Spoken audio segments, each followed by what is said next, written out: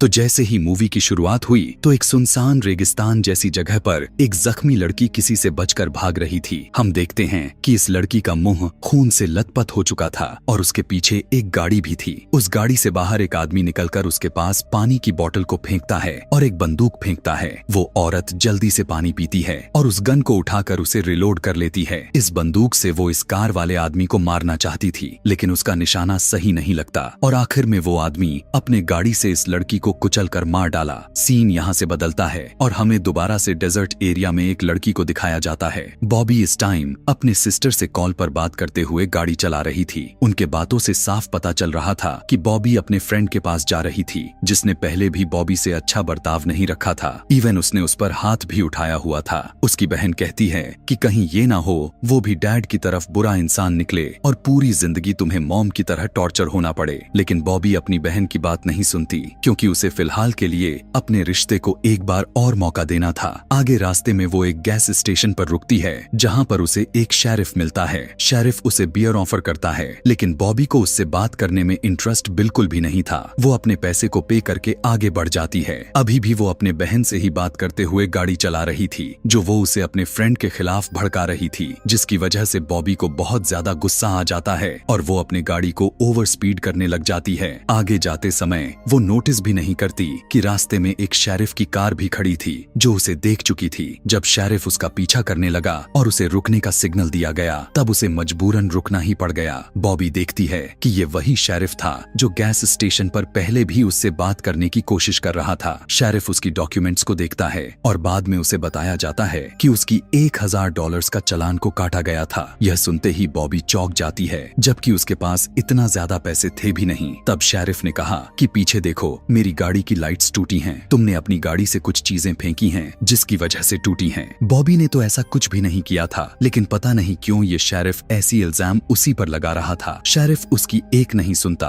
और कहता है कि तुम चाहो तो गैस स्टेशन पर जाकर ATM से कैश निकलवा कर ला सकती हो और उस टाइम तक तुम्हारा फोन और तुम्हारी डॉक्यूमेंट्स मेरे ही पास रहेंगी। बॉबी अब बहुत ज्यादा गुस्सा में आ गई और पूछने लग गई कि यार ये कौन सा कानून है, आपने मेरे से मेरा मोबाइल को भी ले लिया है। शेरिफ भी अब भड़क जाता है और कहता है जितना मैं कह रहा हूँ उतना ही करो। वो जब गैस स्टेशन पहुंची तो उसे पता चला कि यहाँ का ATM पिछले 10 दिनों से बंद पड़ा है। बॉबी यहाँ के ऑनर को अपनी मुसीबत के बारे में बताती है कि उसे शेरिफ ने रोक लिया है और उसे बहुत बड़ा चालान भरना पड़ेगा। इस आदमी ने बताया कि हफ्ते में कई मर्तबा कुछ लड़कियां यहाँ पर आ चुकी हैं, जिन्हें चालान के लिए ही पैसे निकालने होते हैं। उसकी बात सुनकर बॉबी को काफी अच्छी तरह से समझ में आ चुका था कि शेरिफ यह सब जानबूझकर करता है और उसे लड़कियों को तंग करने में मजा आता है। उसे सबक सिखाने के लिए बॉबी फैसला करती है कि वो तो उसकी शिकार बिल्कुल भी नहीं बनेगी और बिना उसे पैसे दिए यहाँ से निकल जाएगी, चाहे उसकी ID कार्ड और फोन उसी के पास रहे। बॉबी को भागते हुए दूर से शेरिफ देख लेता है। हम देख पाते हैं कि बॉबी के फोन पर उसकी फ्रेंड की कॉल भी आ रही थी, जिसे उठाकर शेरिफ ने कह दिया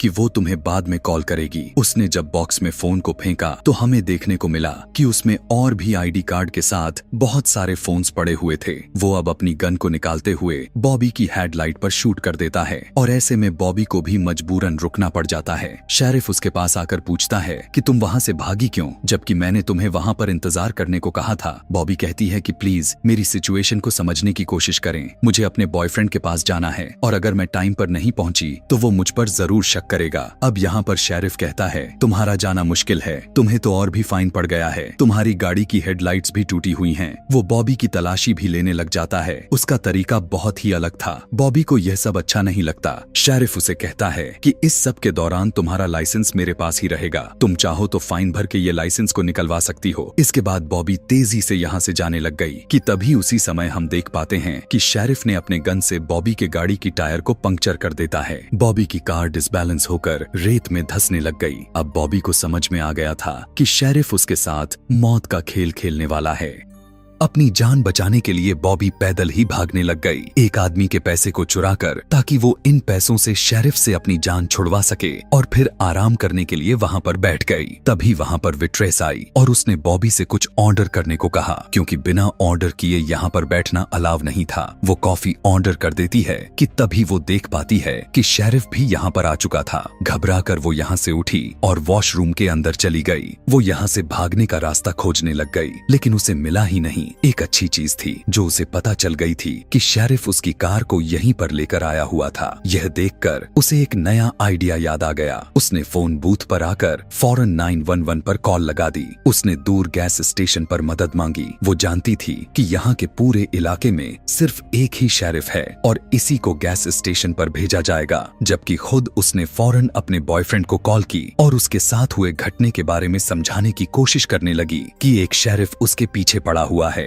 वो उसे जान से मारना चाहता है। लेकिन यहाँ पर उसका ही बॉयफ्रेंड उसकी बात समझने के बजाय उसी पर ही चिट करने का इल्जाम लगाने लग जाता है। इसीलिए अब डर कर बॉबी अपने बहन को कॉल करने की कोशिश करने लगती है। वो इसे ये बताने ही वाली थी कि वो इस टाइम मुसीबत में फंस चुकी है कि तभी पीछे से शेरिफ की आवाज आई। शेरिफ यहाँ पर उसे उसकी गाड़ी की चाबियां मोबाइल के साथ उसकी लाइसेंस को वापस करने के लिए आया था। यह देखकर बॉबी एकदम से चौंक गई कि एक आदमी का इतनी जल्दी बिहेवियर कैसे बदल गई। यहाँ पर सब कुछ नॉर्मल लग रहा था। तब उसने अपनी बहन को भी कह दिया, नहीं शायद वो मेरा बहम था, अब यहाँ पर सब कुछ नॉर्मल है। इधर दूसरी तरफ हमने देखा कि जिस आदमी के पैसे बॉबी ने चुराए थे उसने पैसे चुराने का इल्जाम सीधा विट्रेस पर लगा दिया और उसकी बॉस भी बिना उसकी कोई बात सुने उसे उसके जॉब से निकाल दिया। वो उदास बाहर बैठी हुई थी कि तभी उसके पास बॉबी आई। उसने उससे लिफ्ट के लिए पूछा। वो लड़की भी मान जाती है और ये दोनों एक साथ सफर शुरू कर देते हैं। वो अभी बातें कर रहे थे कि तभी अचानक से गोली चली जो सीधा इस लड़की के सर पर लगा और वो वहीं मर गई और उसका खून बॉबी की गाड़ी पर लग गया। इस लड़की को भी मारने वाला कोई और नहीं बल्कि शेरिफ ही था जो पता नहीं क्यों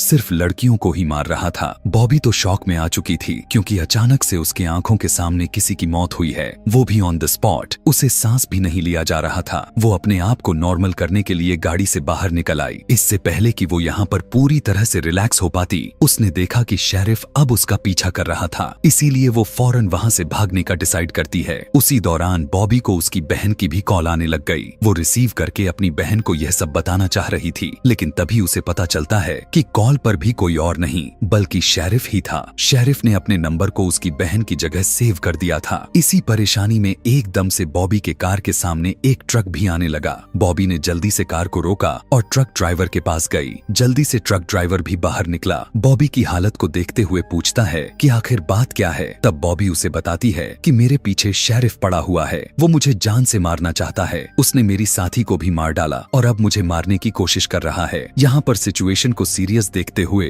वो लड़का अपने ट्रक से गन निकाल लेता है और शेरिफ के ऊपर पॉइंट कर देता है। शेरिफ उस लड़के से कहता है कि तुम इस लड़की की बातों में मत आना, ये एक किलर है, इसने एक लड़की को मारा है, पुलिस सुबह से इसके पीछे लगी हुई है, इसीलिए इस लड़की को मेरे हवाले करके तुम यहाँ से अपने रास्ते पर चले जाओ। ट्रक ड्राइवर बॉबी की तरफ देखता है। उसकी हालत से ऐसा लग रहा था कि वो कोई किलर हो सकती है। वो समझ गया कि शेरिफ ही गलत आदमी है। इससे पहले कि वो शेरिफ को शूट कर देता उसका ध्यान भटकने पर शेरिफ ही उसे शूट करके मार डालता है। इस आदमी के मरते ही जल्दी से बॉबी अपने कार में दोबारा से बैठकर भागने लग गई। भागते भागते उसने एक सुनसान गैराज में पहुंच गई। अपनी कार को पार्क करके वो यहाँ छुपने की जगह को ढूंढना चाह रही थी लेकिन तभी उसे किसी की कदमों की आवाज सुनाई दी। बॉबी अपने डिफेंस के लिए एक लकड़ी को उठाया, वहाँ के आदमी के ऊपर हमला कर दिया जो उसके पीछे आ रहा था। उसे लगा कि शेरिफ था लेकिन वो इस गैराज में काम करने वाला एक मैकेनिक था। वो बॉबी को अंदर लेकर गया और उसके जख्मों पर मलहम पट्टी किया और उसे कॉफी भी बना कर देता है। बॉबी उसे सारी कहानी बताती है कि किस तरह शेरिफ उसके पीछे पड़ा हुआ है और उसने 2 लोगों का मर्डर भी कर दिया है। उसकी ऐसी कहानी सुनने के बाद वो बॉबी को यहीं पर रुकने के लिए कहता है। उसकी मदद के लिए वो अपने बॉस को भी बुलाने का फैसला कर लेता है क्योंकि उसे लगता था कि बॉस उसे जरूर हेल्प करेंगे और बॉबी को इस मुश्किल से भी निकाल लेंगे। बॉबी उसे वॉशरूम जाने के लिए कहती है और वो लड़का उसे एक कमरे की तरफ इशारा कर देता है। थोड़ी ही देर में यहाँ पर कोई आ भी गया। अंदर जाने के बाद बॉबी एकदम से हैरान हो गई। उसने देखा कि यहाँ पर तो कार मैकेनिक से रिलेटेड टूल्स के अलावा भी बहुत ही अजीबो गरीब टूल्स भरे पड़े थे, लाइक चैनसाव और भी तरह तरह के टूल्स थे। वो यह सब देखकर हैरान हो गई कि आखिर इन चीजों का यहाँ पर क्या काम। और भी आगे जाने पर उसने दीवार पर बहुत सारे लड़कियों की आईडीज को देखी। इतनी सारी आईडीज को देखकर बॉबी को लगा कि कहीं ये जगह शेरिफ की तो नहीं। अभी वो ये सब सोच ही रही थी कि तभी पीछे से शेरिफ आ जाता है और वो बुरी तरह से घबरा गई। शेरिफ उससे कहता है कि तुम इतना दिमाग क्यों लगा रही हो, चलो मैं बताता हूँ जो इन आईडीज पर नंबर्स हैं वो रिप्रेजेंट कर रहे हैं कि ये सारी लड़कियां कितनी दूर तक भागने में कामयाब रही थीं। इससे पहले कि बॉबी यहाँ से भागने की कोशिश करती, वो दूसरा लड़का जो अपने आप को यहाँ का मैकेनिक बता रहा था, वो बॉबी के सर पर वार करके उसे बेहोश कर देता है। पता चलता है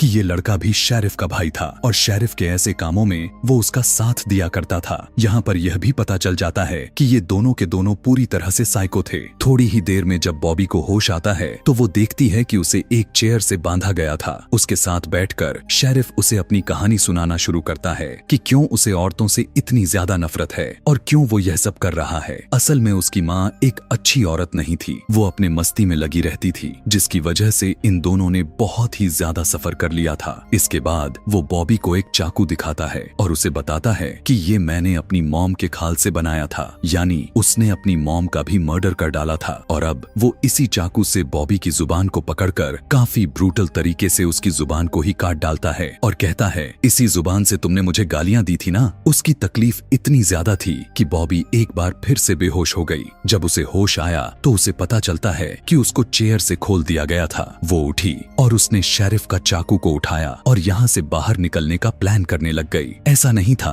कि शेरिफ उसकी इस चाल के बारे में जानता नहीं था। हर लड़की जिसके साथ वो ऐसी घिनौनी हरकतें करता था वो जरूर यहाँ से भागने की कोशिश करती थी। अब बॉबी रात के अंधेरे में बिल्कुल उसी औरत की तरह भाग रही थी जिसे हमने इस कहानी के शुरुआत में देखा था और शेरिफ अपनी कार लिए उसका पीछा कर रहा था। बॉबी जब भागते भागते थक गई तो वह नीचे जमीन पर गिर गई। शेरिफ भी पहले वाली लड़कियों की तरह एक गोली वाली बंदूक को उसके पास फेंका। वो एक्सपेक्ट कर रहा था कि हर लड़की की तरह बॉबी भी उसी पर गोली चलाएगी, लेकिन उसने अपने ही ऊपर गोली को ही चला ली। उसकी इस तरह से हरकतें देखकर शेरिफ काफी गुस्सा हो जाता है। वो सोचने लगता है कि यह खेल ऐसे काम नहीं करता। जब उसने उसके पास आकर देखा कि बॉबी तो अभी जिंदा थी, दरअसल वो हवा में गोली को फायर किया था। शेरिफ ने जैसे ही उसके पास आया उसने फौरन से उसी की चाकू से उसके ऊपर हमला कर दिया। शेरिफ जब दर्द से तड़प रहा था तब बॉबी शेरिफ की ही कार को लेकर यहाँ से जाने की कोशिश की, लेकिन देखने को मिला उसने शेरिफ की कार से ही उसे कुचल डाला और यहाँ पर उसने उस दरिंदे को मार डाला। जिसके बाद वो घर गई। वहाँ से उसने बड़ी गन को उठाई, कुछ आईडीज को उठाई सबूत के तौर पर, और जब यहाँ से निकलने के लिए आगे बढ़ी तब उसके पीछे शेरिफ का भाई आ गया, लेकिन उसने भी उसे काफी ब्रूटल तरीके से मार दिया और उसकी कार लेकर यहाँ से निकल गई। बॉबी वह लड़की थी जिसने इस खेल को हमेशा के लिए खत्म कर दिया था कि तभी उसके फोन पर उसकी बॉयफ्रेंड की कॉल आती है, जिसे देखकर उसे गुस्सा आ जाता है, क्योंकि जब वो मुश्किल वक्त में थी तब उसने उसे बचाने के लिए नहीं आया था। उसने फोन को भी उठाकर गाड़ी से बाहर फेंक देती है। देखने को मिला कि बॉबी की जुबान जो शेरिफ ने काट दी थी वो भी एक बर्फ के डब्बे में रख ली थी, जिसे वो दोबारा से जुड़वा लेगी और यहीं पर ये कहानी खत्म हो जाती है। ऐसी ही और भी मूवी एक्सप्लेनेशन वीडियोस देखने के लिए कमेंट में नेक्स्ट लिखना ना भूलें। Thanks for watching.